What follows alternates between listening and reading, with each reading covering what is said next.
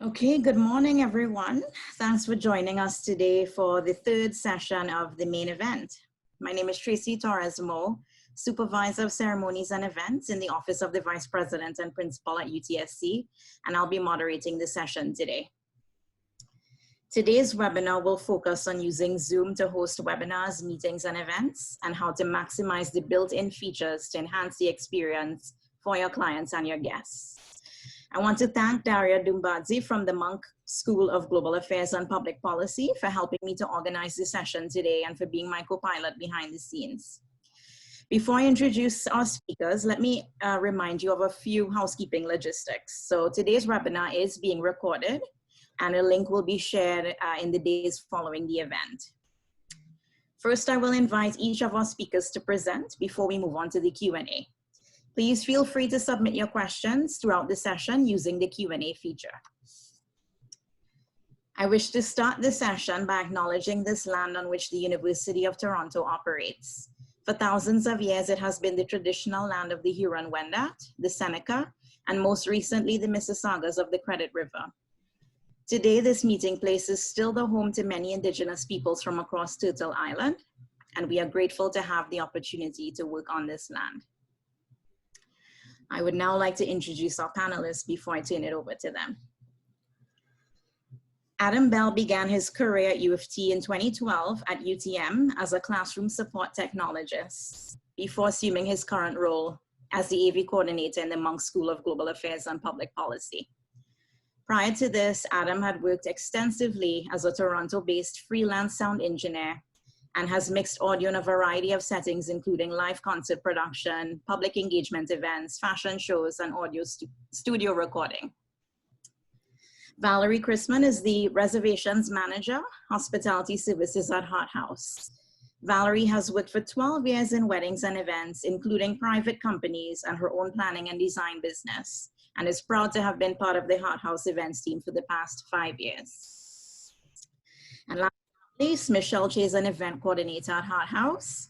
Michelle has worked in various event-related capacities at U of T for over 10 years and currently works with clients to design events suited to their unique requirements.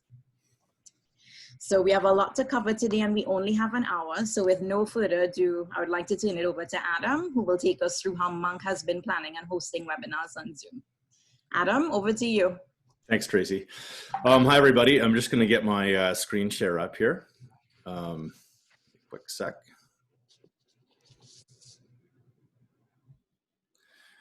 Great. Okay. I want to just say a little bit about how we got into Zoom first. So we've been using Zoom since it first came out. Just to sort of to deal with, as a replacement for audio calls and Skype, we just found it was a better fit. We really kind of dove in to Zoom for a program we used to host at Monk called the Fellowship of Global Journalism. And they had a pretty extensive classroom setup where most of the students were online, and Zoom was sort of the platform of choice. So we were kind of right in it from the beginning. And I really felt like when Zoom came out, there was a lot of platforms floating around. They all had flaws. They all had things that I just didn't feel comfortable about. And this really addressed our concerns, and everyone seemed to love it. And the feedback we got from people was great. So here we are. Pandemic hits, and it seemed that in 2020, Zoom has really sort of risen to the top as the sort of the go-to platform to do video calls and webinars. I want to frame this talk by quickly mentioning that I know a lot of you are out there as not AV people, not IT people, and you are trying to learn how to do this yourself. And that's why I'm hoping that this talk helps some of you get there. So first point. Oh, I need to use the mouse to advance. Here we go. You don't need an extensive AV or IT background to set up a Zoom webinar.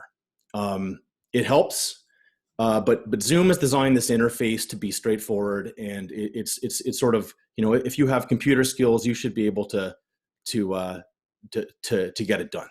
I liken it to an iPhone or an Android phone. I mean, no one ever read the instruction manual for those things, but everyone figures it out. It takes a bit of time, and your comfort level will grow. But just remember that this is really designed to be accessible to everybody in the events world. You don't need a complicated AV studio or enterprise grade IT infrastructure either. What you do need is a relatively up-to-date dual-core computer with a camera, mic, and solid-state drive. Most computers nowadays have that. A reliable internet connection is also really important in getting the job done. And I say that because when we jumped into our first webinars that we felt were polished and really on point, I was doing this from home on my own computer. I didn't have any fancy gear from the Monk School to do it. I just have my MacBook, 2013 MacBook Pro, and an internet connection that I'd say it's good. I mean, I'm finicky about my internet at home, so I've made a few tweaks, and I seem to be able to run reliable calls even with my kids watching Disney Plus or Netflix. I don't seem to run into issues. Part of the reason for a solid state drive is if you're going to be doing the recording at the same time, I find that you're going to run into problems with an old school hard drive, and most computers now are running this way anyway. I guess a good rule of thumb is this typical sign out laptops you see at U of T that still have a DVD drive in them. Probably not a good idea to run a call on that, but I mean, sort of a up-to-date laptop should get you where you need to go. I want to acknowledge the fact that what we've done with Zoom has been a total team effort.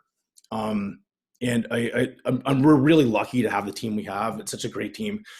And not everyone's in that position. So I know some of you are going to have to do it all yourself. And I think that what's important to remember is to scale things up to your sort of abilities and your ability to dedicate time to it. So when we have a bigger team, we can pick away at the stuff, and we have a decent capacity to sort of expand because we sort of spread out different roles in creating the webinars. So just a quick rundown of this is that in the beginning, comms and media relations is essentially there to recruit moderators and panelists, and they've done an amazing job doing this. So that's Jill and Lonnie on our team, and they'll work with faculty in sort of creating an event. Like faculty might want to do an event, and I think comms can step in and help shape it in a way that's accessible and engaging to the public in a format that they can sort of digest. Because not all of us are able to take certain subject matter and follow it for 3 hours. And I think that they've done a really great job in making it accessible to the general public. In some cases, in the first events we did, I mean, they just came out of our comms department, and then sort of faculty saw it and said, hey, I want to do that. And it was really great the way we got it up and running. Events and facilities management. They're going to facilitate the correspondence between panelists and oversee some of the attendee correspondence if they have questions or problems in the weeks before the event. They will facilitate and help manage Q&A during the event. So that's what Daria is doing right now. She's in the background, seeing questions come in, and she's going to be pushing them to the moderator. Events and facilities are starting to handle an increasing amount of the Zoom backend. Because like I said, this is designed to be done by anyone. You don't need to be an AV or IT person. So they're getting immersed in that right now and getting really comfortable in just doing all the events themselves. If I'm busy with other technical aspects at our school, they can jump in and handle that stuff. And so, yeah, our events team, that's Stacy and Daria, and they both are getting tight with Zoom right now.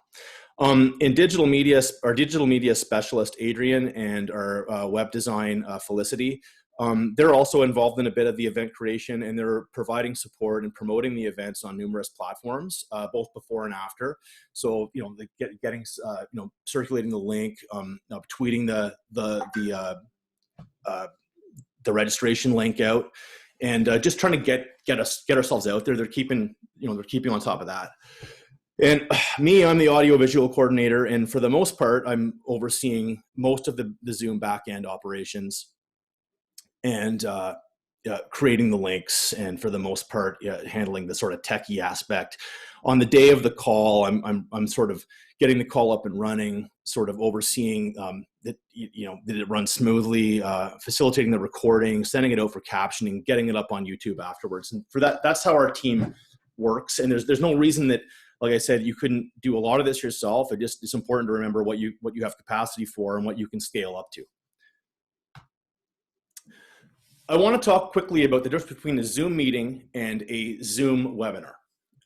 Everyone, I'm assuming we're getting to a point right now where most of you know what a basic Zoom meeting is. I imagine most of you, since the pandemic hit, have been involved in several Zoom meetings. You probably had to set them up, and you've gotten used to what that looks like. So this is your standard group video call. Everyone in attendance is a participant. So there's everyone's sort of on the same level. I mean, I guess you could sort of say it's single tiered access. You could make the exception and say that the host is a different level. I mean, that's kind of splitting hairs. Obviously, the host has privileges that the rest of the participants don't have, but I don't think that's worth getting into at this point. But for the most part, everyone's on a level playing field. Everyone can talk, participate, and it's just like a boardroom meeting. There is a common URL link or meeting ID, and this link is shareable, and it can be distributed through calendar invites. It can be emailed. It can be grabbed. And in the early days, pre-pandemic, someone had realized that these things can be stolen and they can be bombed. This is something that Zoom has dealt with in the last couple of months.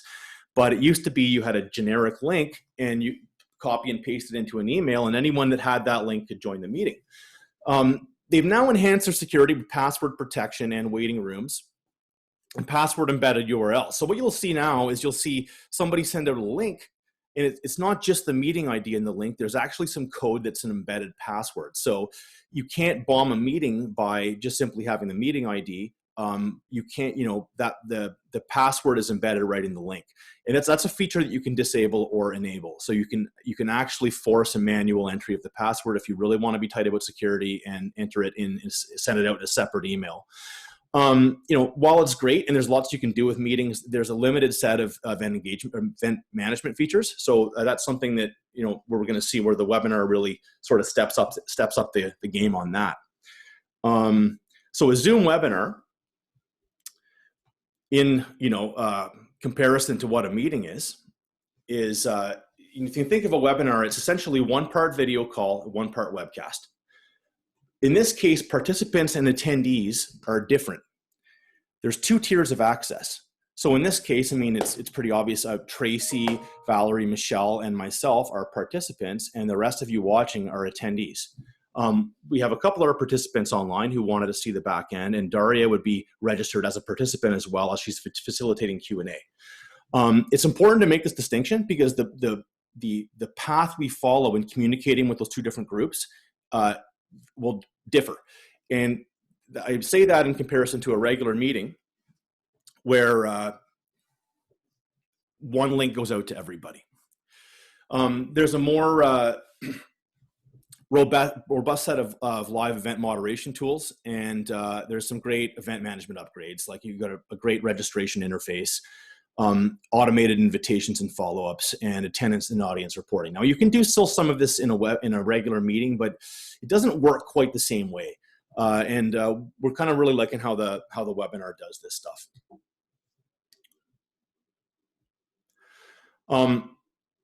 Choosing a Zoom account that fits your needs.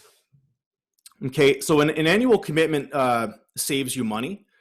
Typically, you get 2 months free when you sign up annually. But I mean, we're not really there yet because we were still feeling out the platform, and I think we're going to commit annually soon.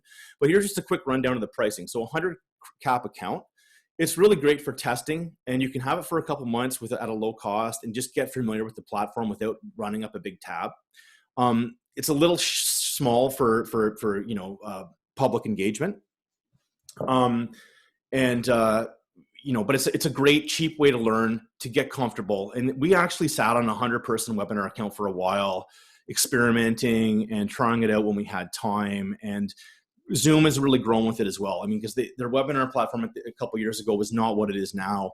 And we sort of touched base with it off and on, and we felt like it was ready for prime time when the COVID pandemic hit. We sort of went with it. 500 cap account's great. I think it suits most U of T events. We're running this on a 500 cap account right now. We do have 1,000 cap account as well. So right now we're holding 2 accounts. The 1,000 cap, we needed it because we were running. We had a few events where registration was up 700 people. So we're holding those 2 accounts right now, and we do predict being very busy with them when we get back to doing events and hybrid events. You can upgrade mid-registration. So don't panic. If you've started an event and you hit 499 people, yeah, upgrade. Do it before the event happens. You can't do it while the event's happening, but you can do it a couple hours before. But I mean, keep an eye on it and be careful. There is an overflow streaming option if you're short on capacity, but I'd be really careful with that. So we all know that Zoom meetings and webinars can be streamed to YouTube. The integration isn't great. I don't think it serves Zoom as a business to make that a great option, because then no one would buy a bigger than 100-person account. It works in a pinch. Communicating that link is dicey, and we're not going there right now. We just haven't found it to be a very smooth way to handle overflow. It's been worth it for us to have the 1,000-person account, and that's how we've been rolling. Once you get your account, and this is going to be the part that a lot of you find difficult, and to be quite honest, it's something that gets a little tedious, but you're going to get through it, and you're going to have, the best way is to try stuff out and have fun with it. So it's the setting, tweaks, and templates. This is the back end stuff. You're going to spend some time tweaking settings. The end result of what your tweaks are going to be is to create a template. Once you got a template, you're now ready to scale up and cut and paste events. And it is great once you get there. So not sure what some of these settings do. The settings in the Zoom back end are presented as a list. Scroll down, have a look. A lot of them have that on or off button, just like they do on an iPhone.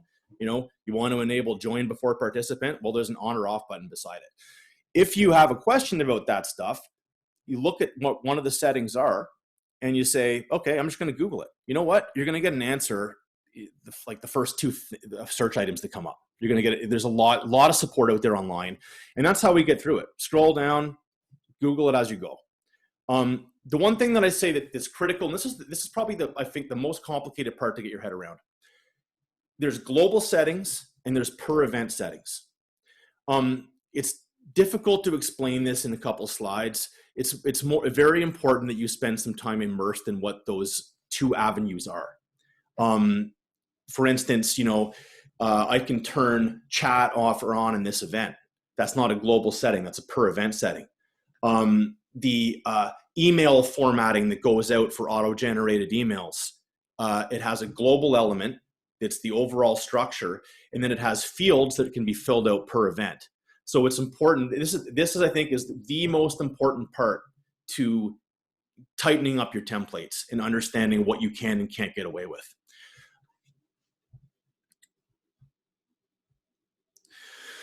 Spend a bit of time piloting your webinar settings and templates internally first.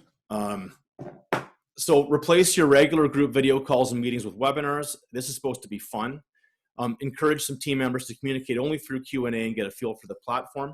Auto-generate invite emails to each other to make sure they're clear and concise. And practice recording, editing, and uploading the video file to get a sense of your turnaround time and quality of your end product. So when you're ready to do your first registration page, your link is up. You've got a template, you've got an event title, you've added an event description, you've added a banner and some branding. Maybe hopefully you've previewed a registration page and you've had someone on your team has pretended to register so you can make sure that process is dialed in. This is what you need to get your registration page link going, but let's not confuse this with some of the other links we're going to talk about. A registration link is simply a link that brings you to a registration page. It's not a link you use to join a meeting with. So that's kind of one of the links people are going to talk about in the events world, the registration link. Not the same as the join link that goes out. That's an important distinction to make. The registration process for us, events and comms teams post registration link, and that goes out to the social media and our event page. Attendees, prospective attendees click on the link and they enter a name and an email. An auto-generated email is then sent to the attendee. Their personalized link is enclosed, and that's how they get into the call. After the communication is then sort of taken over by Zoom for the attendee. Auto-generated emails or follow up, and the default for that in Zoom is 24 hours out and 1 hour before showtime. Tracy, I'm probably going to run a couple minutes over. Is that okay? Okay. Staying in touch with your panelists. So this is the second avenue of communication. We've got the attendee communication we've just talked about. It's sort of auto-generated and it's sort of done through a registration page. This is much more of a hands-on deal. You're staying in touch with your, I mean, there's fewer panelists, I mean, typically 4 or 5. We tend to stay in touch with them in a couple different ways. The initial contact comes from comms and media relations, and typically the organizing faculty and events team will continue those conversations, and the events team will send out an event brief. A few days before the event, I personally, as the AV coordinator, send out a panelist invite. And I like to do it myself because I really feel if it doesn't, it's a thing that if I get it wrong, we're going to have a really rough 20 minutes before the call. So I include a personalized URL link, a reiteration of the date, time, and time zone. Remember that we're all in different places right now, and we need to put that time zone in there. I asked people to join 20 minutes early, and I include my cell phone and my email contact because, yeah, you're probably going to need it.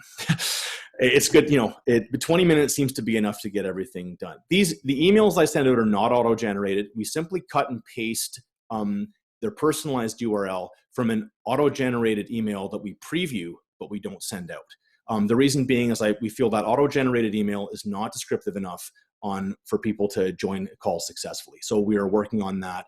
And in this point, we decide if we're going to do a test call or not. We love to do test calls, but we almost never do them simply because, we can't get everyone at the same time in the same place. It's tough enough to get them all in a webinar at the same time. So we just have to be prepared to roll, without a test call.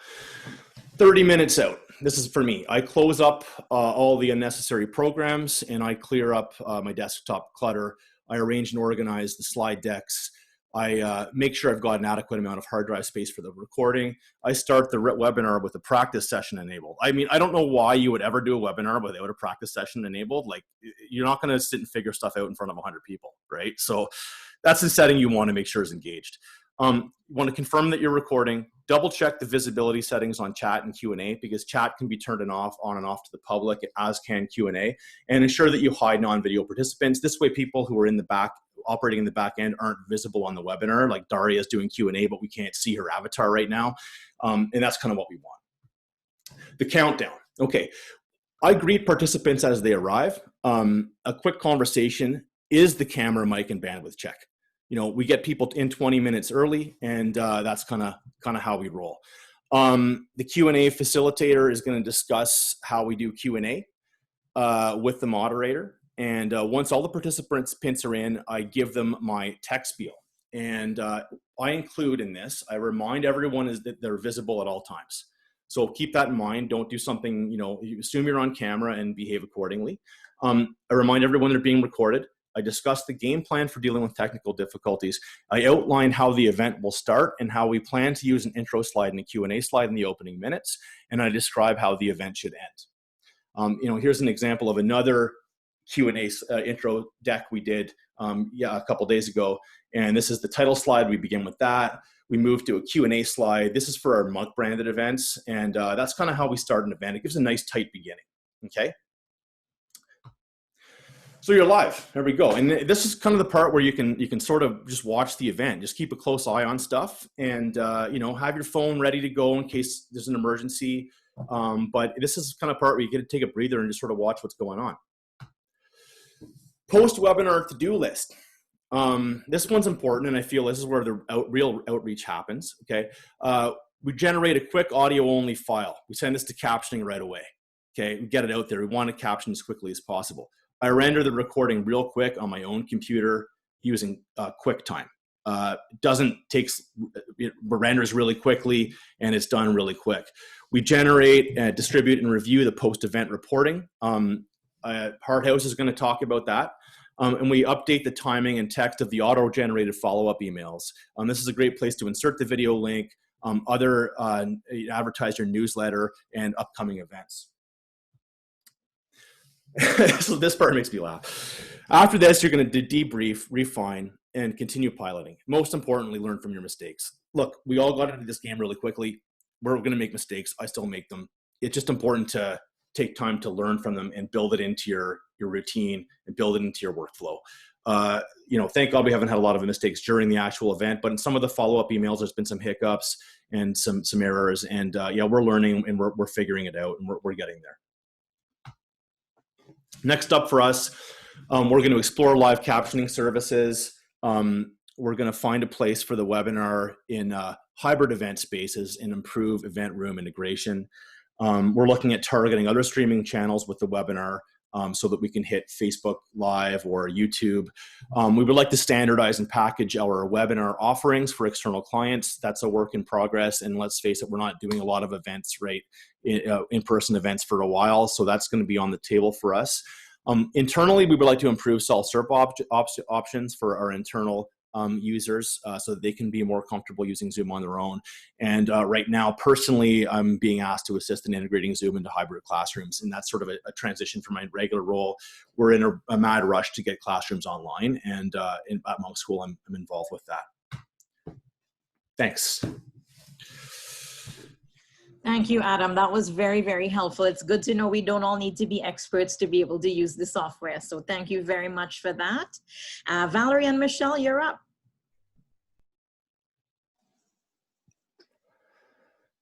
Great, wonderful. Michelle's just going to quickly pull up our slides. Good morning, everyone. We're so excited to expand a little bit on what Adam spoke about and talk about how we've used Zoom as a platform to enhance events, to host events. Michelle's going to start us off. Thank you, Valerie. So just quickly before we get started, an overview of what we're covering. We're going to go through why we've used Zoom, customizing and securing your event, engaging your audience, and best practices in webinars and meetings, how we've imagined virtual events, as well as how to enhance your events, and how we at Heart House have leveraged Zoom, and looking forward to what the future holds. Great, thank you, Michelle. So a little bit about a background of where our knowledge and experience comes from. Even prior to COVID, our hospitality department and our integrated learning and community engagement teams have been working with virtual platforms such as Zoom to share events and programming across the 3 campuses and through the larger community. So we were a little bit ahead of the pandemic, at least in that sense. So it was something that we were able to integrate quite easily, especially now, because due to popular demand, we're also offering virtual event planning services to student groups, university clients, and external clients to support the ongoing need for these virtual event expertise opportunities. And we're going to share some examples from all of those experiences throughout this presentation. So why did we choose Zoom?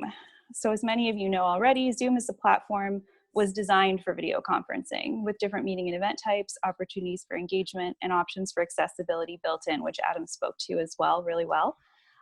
Zoom is well known, used, and supported by many organizations and individuals across the world, so many of our clients and their guests are already familiar and comfortable with its functionality. We also love that there is an ability to choose between meetings, which allow for more of a collaborative discussion, breakout session, and networking, and webinars, which deliver the more traditional participant and audience experience within the same software, so that we can use Zoom to tailor an event that suits a variety of different client needs. Zoom also helps our clients to easily collaborate and share with speakers and participants who are outside the U of T community, which is great because you don't need a UTOR ID to join the platform or to join individual events. So we can invite speakers from all over the world or participants from all over the world to engage using this platform. So just quickly jumping in here in terms of engaging different communities, I wanted to share the experience of our Access Programming team through our integrated learning and community engagement team within Heart House. So the partner for one of the community groups that Heart House hosted on site for special events or activities got reassigned to a different role. But with being able to pivot to using Zoom, Heart House was able to step in to continue supporting the community group and engaging them in different activities.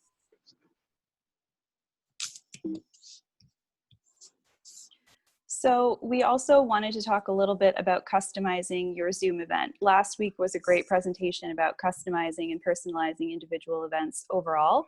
We wanted to talk about how Zoom can specifically help you with things like that. So first of all, with registration, if you have attendees register directly through Zoom, which Adam spoke to as well, you have an opportunity to ask a series of helpful questions when they register.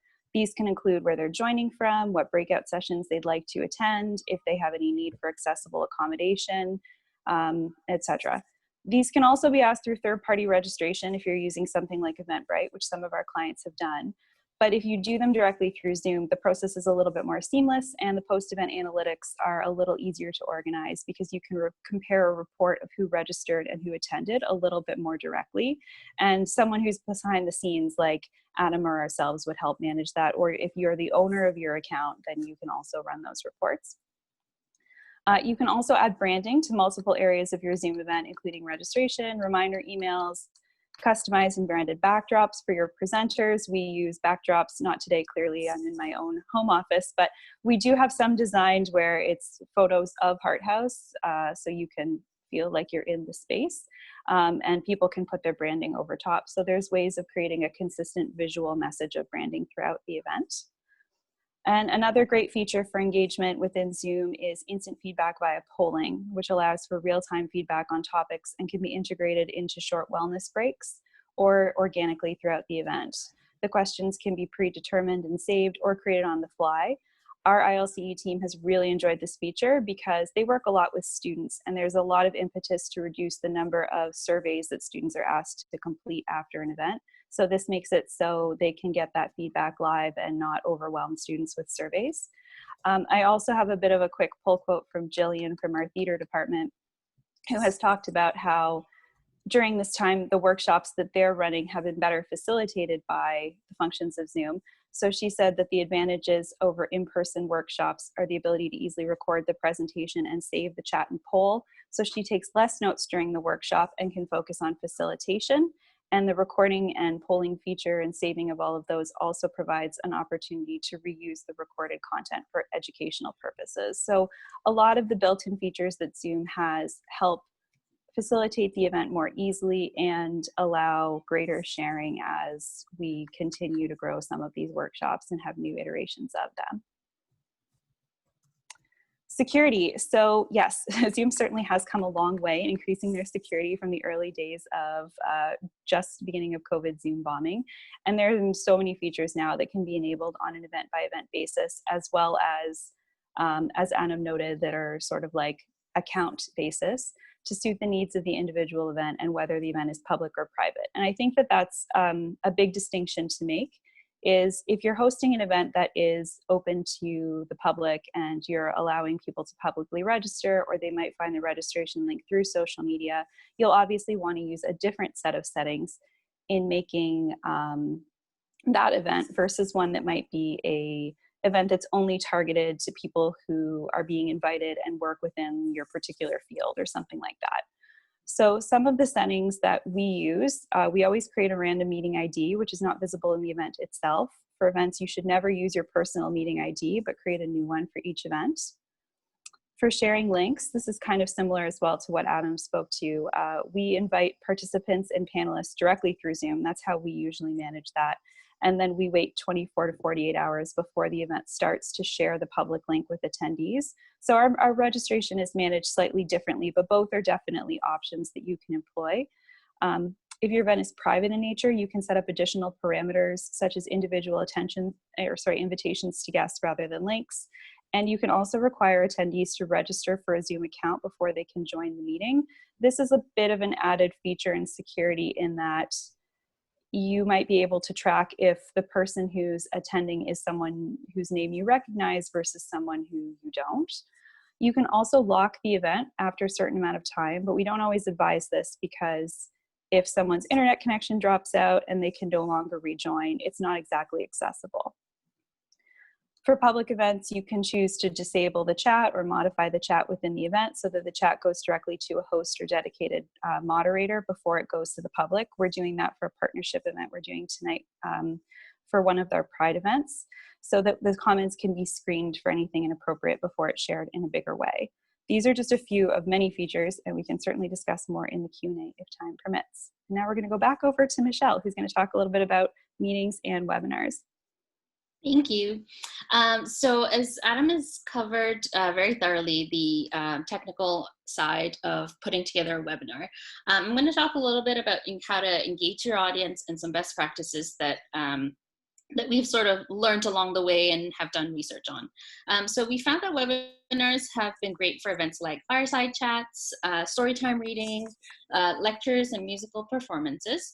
Visually, as you can all see today, where we're using a webinar, the event focuses primarily on what is being presented.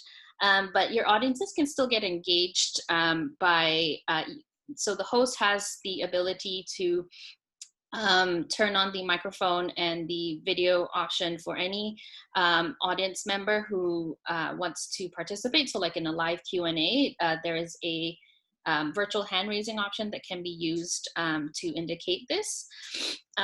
There's also a Q&A function, which you are all using today to submit questions, and we have a moderator in the background who is facilitating that for the question and answer section. And so that's sort of one way that you can engage your audience. And then the other way is the chat functions. So your chat function can go in the direction of being open to having your audiences be able to communicate with each other, or you can turn off the chat as a security measure for the audiences. But the chat option is also still available for the panelists and the host to communicate directly with each other without being seen by the audience members. And then in terms of best practices for webinars, so as Adam mentioned, running a practice session is one of the best practices we've identified, because if you're familiar with Zoom meetings, it allows you to turn on the waiting room so that your attendees, when they log into the event, they are placed into a meeting room as opposed to entering the event directly.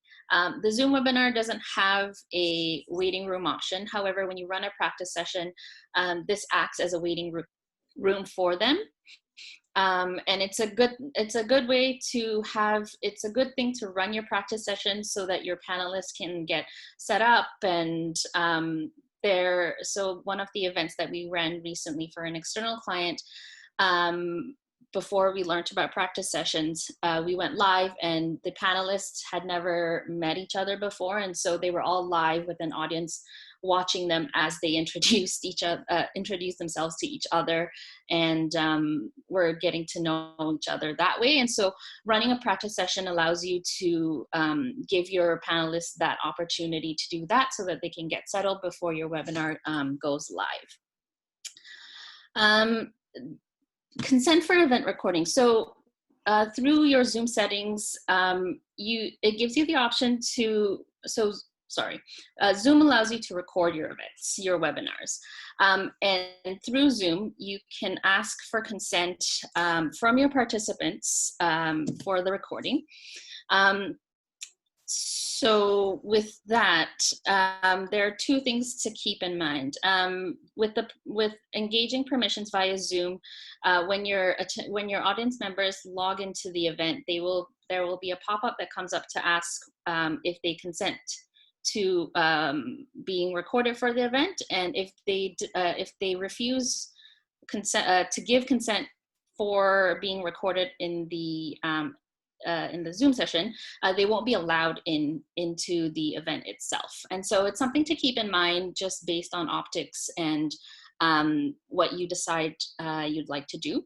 The other thing that is a little bit more welcoming is to include it in what we're calling your netiquette remarks before the start of your event, to let participants know that if you decide to participate in any of whether your voice or your video gets turned on and it gets included in the recording, that the event is being recorded so that they know and that they can choose whether they would like to participate, and that by staying in the event, they are agreeing to being recorded.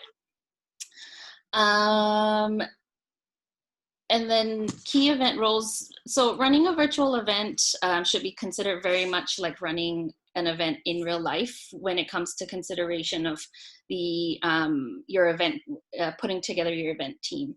So some key event roles that we've identified that are important to have is an event tech host. So having someone like Adam manage your the back end of your Zoom. Event host for coordinating presenters, and this is especially important if you have a rotating panel so that there is a smooth transition between the panelists, and to have Q&A and chat moderators to either compile similar questions or to ensure that the conversation that's happening in the chat is respectful. So moving on to meetings. With Zoom meetings have been great for events that are interactive, especially when you use the breakout rooms and being able to see hosts, panelists, facilitators, and attendees all at once. Our fitness center at Hart House has particularly enjoyed using the meetings feature for their instructional classes because participants are still able to interact with the instructors and each other before and after class, and this has actually been great for them because it's kept the spirit of having a gym buddy alive while they've been in quarantine as well. So similar to webinars, meetings allow audiences to utilize the virtual hand-raising option, as well as to virtually indicate to presenters to slow down or request a break. As Valerie mentioned earlier, the poll option is a great way to receive instant feedback from attendees with information that you can download to include into your post-event reporting.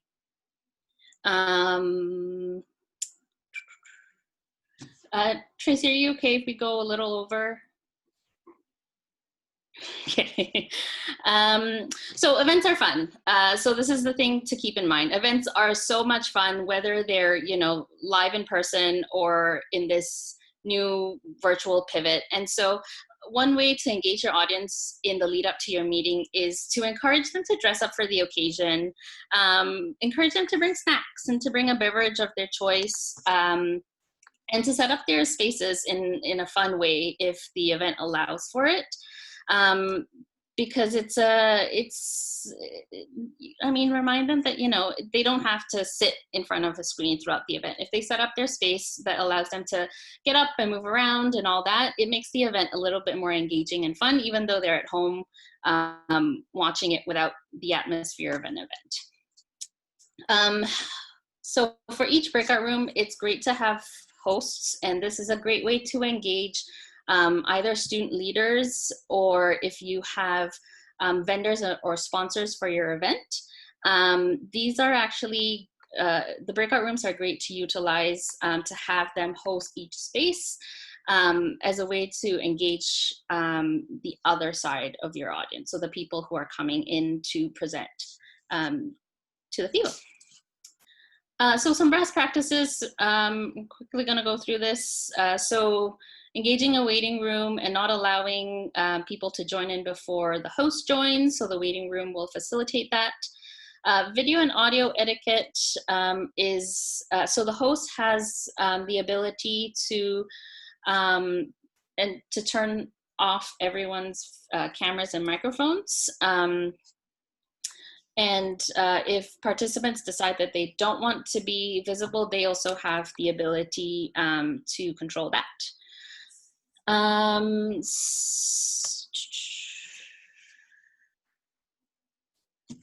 So it's good to have a run through, as with the webinar, with your panelists, presenters, and hosts, and then some key event hosts. So similar to a webinar, with the addition of having a breakout room coordinator and host, if that's what your event structure looks like.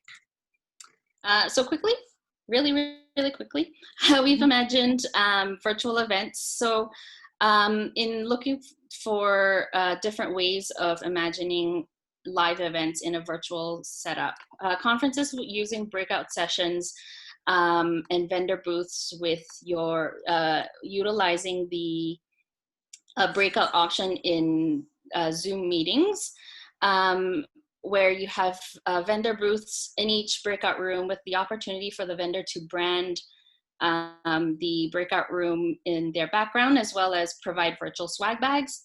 Speed networking utilizing breakout rooms where you can pre-assign attendees, and then the speakers or the attendees can be rotated throughout the rooms. And then social events that feature musical performances, photo booths, trivia night sessions, trying out new different fitness classes, and a mental health space. So these are just some of the ways that we've reimagined live events in the virtual world.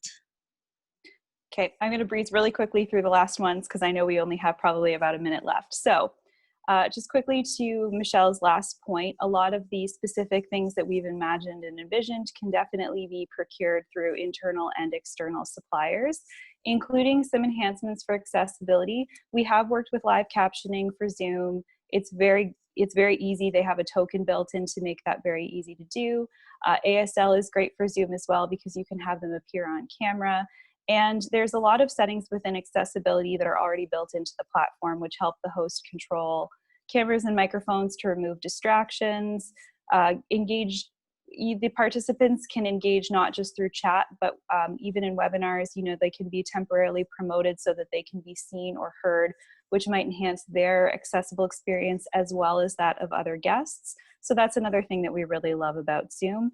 There's also lots of different enhancements that can be built in and provided internally. You see a small list of some of those there, but we'll just get on to the next slide because we're short on time. These are a few examples of how we've integrated and leveraged Zoom in COVID-19. We won't have a lot of time to talk about them today, but if anyone has any specific questions, please let us know. The Pride concert is this afternoon at 4 o'clock in our partnership with the SGDO and First Nations House. It's still registratable on Eventbrite, so if you want to come, please do. There's lots of space still available. It's going to be a great show. Let's go ahead to the next slide.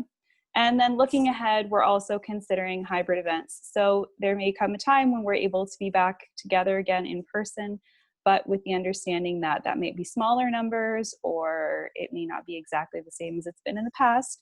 So we are thinking about ways that Heart House can help support that with either events where there's only a small group of people in person streaming to a larger audience, or even using our space as some sort of virtual event studio, which would make a really professional and beautiful backdrop for presenters, and the audience is all joining remotely. So there's lots of ways that we can continue to work with this as we move into new, hopefully slightly more physically together futures.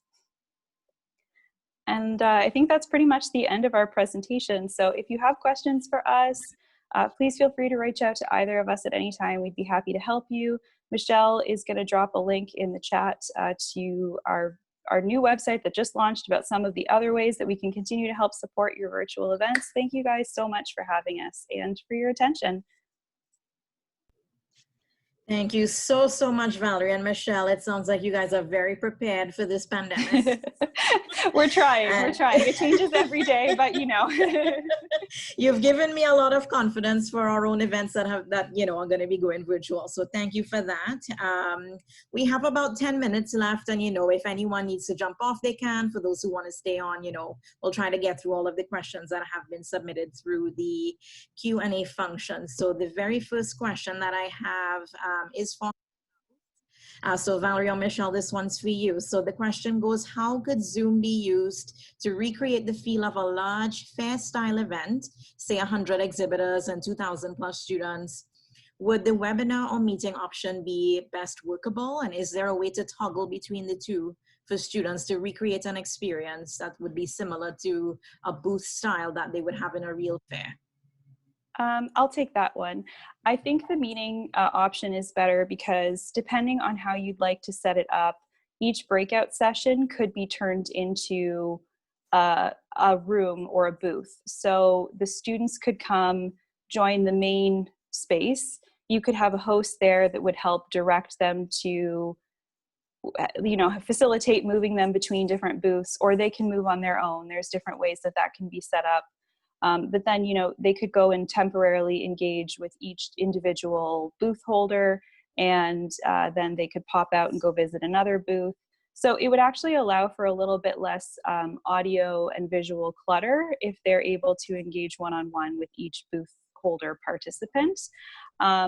Currently, the setup we have for Zoom allows for up to 50 breakouts. So I think if you're looking at 100 different exhibitors, you'd want to consider whether this is over the span of a couple of days, or we would be able to look at our Zoom settings to see if there's an option to add additional breakout spaces. We haven't had a request for it yet, but that would be what I would recommend for that kind of particular event and engagement. And you can also incorporate in the main space something that is a little bit more webinar style, that's more of a plenary keynote introduction, and then have them go off into their various booths. Great, thank you for that. And Adam, this one's for you. How many simultaneous sessions can be held with a license, or several hosts per account be able to hold? Is the host, if the host moves between rooms, can breakout rooms be created in a way to allow participants to self-select into them rather than be assigned by the host or co-host? Oh, he's on mute. Adam, you're on mute.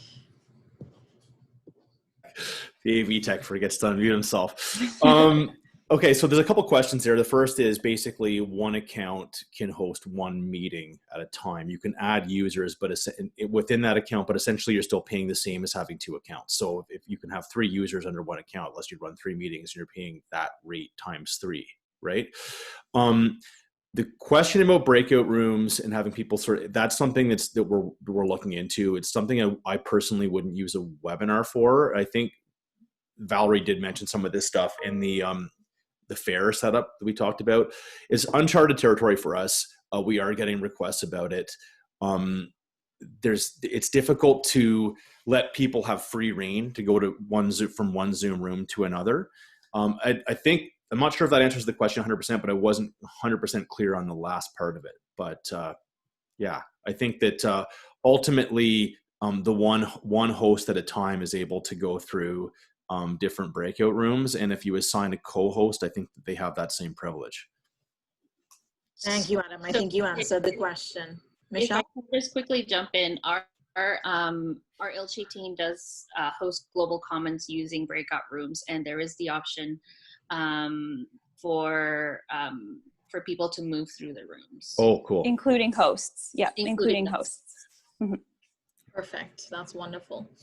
Another one, Adam, for you. So I've noticed many organizations customize the registration, reminder, and post-event emails for Zoom webinars. Do you recommend doing this with HTML coding or simply adding to the default emails?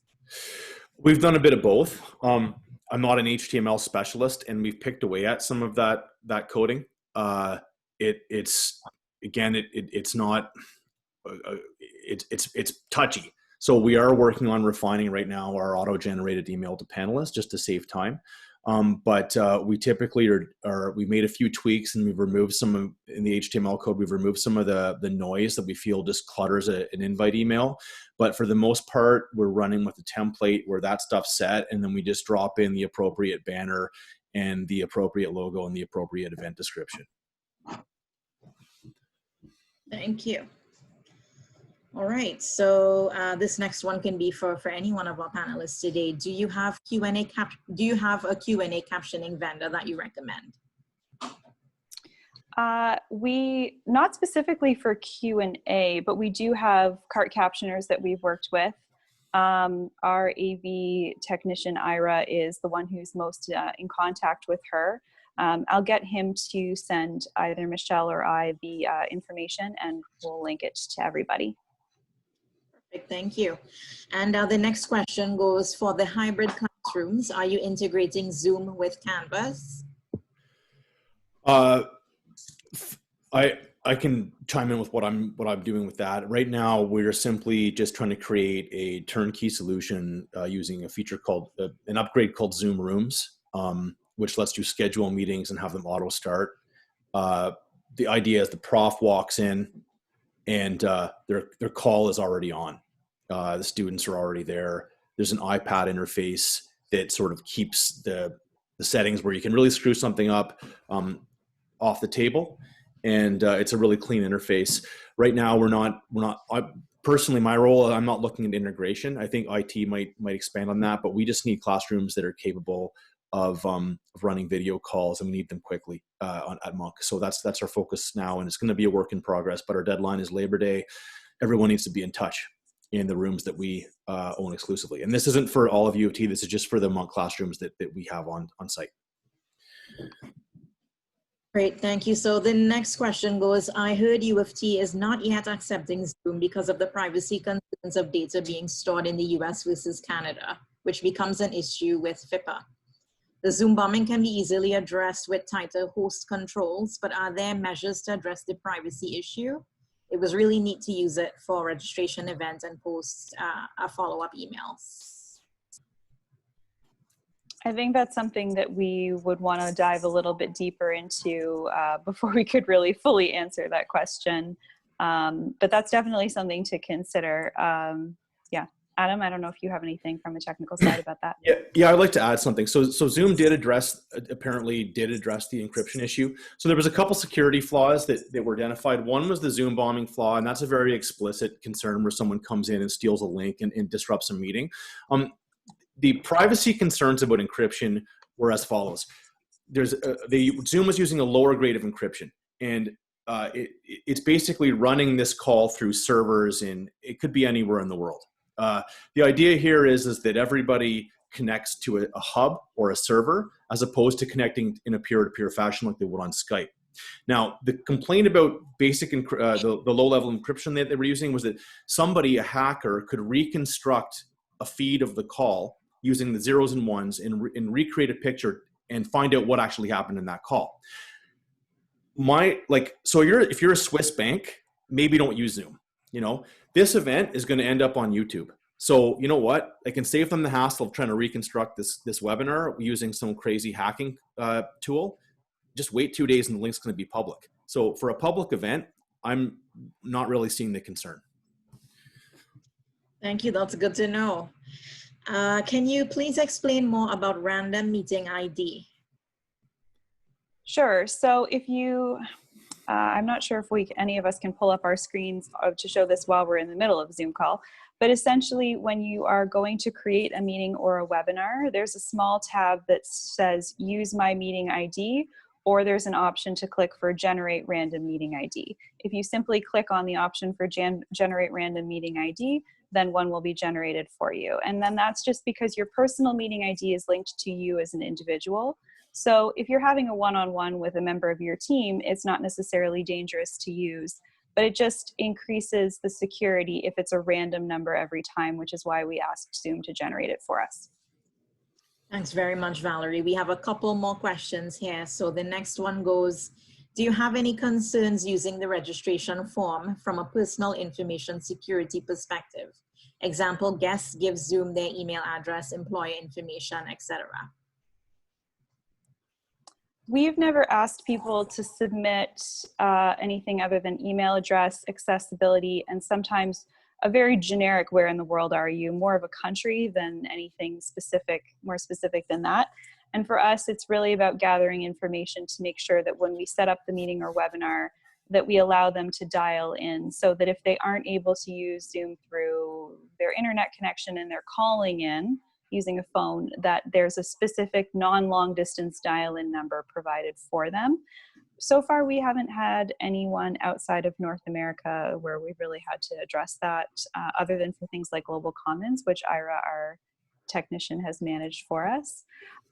So we're not asking for anything, I think, other than perhaps, I guess, email address that would be in any way controversial when we're asking these registration questions. Yeah, that's a best practice, actually. Mm-hmm. Okay, and so our last question here goes, have you found the need to create any policies or releases for non-U of T panelists or speakers who participate in recorded sessions for later viewing? We have a photo permissions release that we use for all kinds of events. We used it for live events, so we use that as a best practice throughout all of ours. Just saying, you may be recorded. If you do not consent to be recorded, please let the photographer or recorder know. This is obviously a little bit more relevant for participants and panelists than attendees. So we make sure that we apprise them of that at the time that we're talking about whether or not the event will be recorded. That's great. And actually we have a couple more questions that just came through. So we are going to go a little over again. If you need to jump off, feel free to do that. If you want to stick around and, get some more value out of this session, please do stay with us for a couple more minutes. So the next one goes, could you walk us through what and how the speed networking works and what the benefits of creating and hosting the speed networking, what's the benefit of that? Yeah. So I think the best thing for us to do with speed networking and how it worked would be to give you the contact information for the member of our team who facilitated that, because this was an internal booking that wasn't run by our department. But my understanding is that it was part of a producer's circle where various people from all 3 campuses came together and were able to talk about the various work that they were doing, and just have a quick connection with someone else about their individual projects, I think with the goal of seeing if they could work together. So much like speed dating, to see if you're compatible, it was sort of something along those lines. Maybe Michelle could drop Marco's information in the comments, and anyone who's interested in seeing how he facilitated that speed networking could connect directly with him.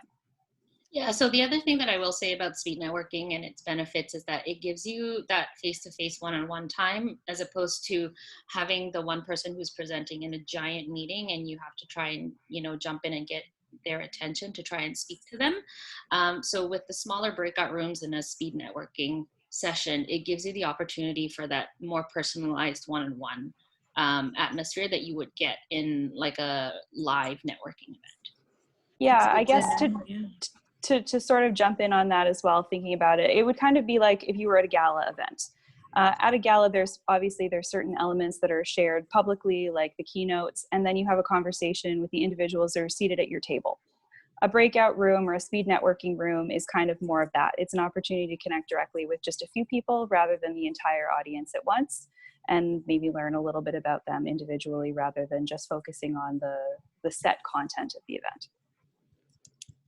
Fantastic. We have a fun question. What are some examples of virtual swag bags?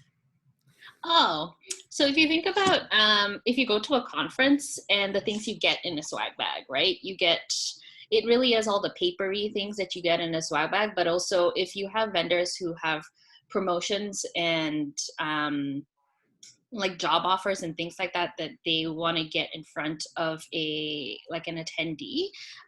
These are really cool things that you can compile from all your vendors and your sponsors to put together in like a fun email. If you have access to a graphic designer, it's an awesome way to leverage them, to put it together and email it out to your attendees, either the day of the event or leading up to the event.